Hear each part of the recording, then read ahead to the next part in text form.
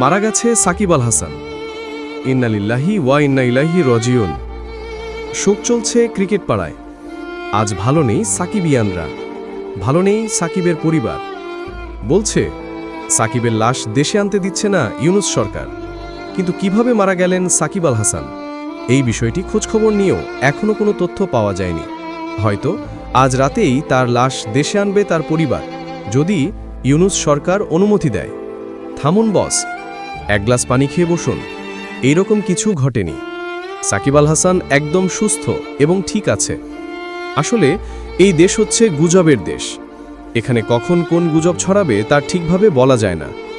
আজ হঠাৎ কিছু লোক সামান্য ভিউ, লাইক বা কমেন্টের জন্য এই ধরনের ফেক পোস্ট তৈরি করছে। তাদের জন্য আল্লাহ যেন বোঝার তৌফিক দান করুন। আরেকটি কথা, আপনি যদি সত্যিই সাকিবিয়ান হয়ে থাকেন তাহলে কমেন্টে আপনার মতামত লিখতে ভুলবেন না।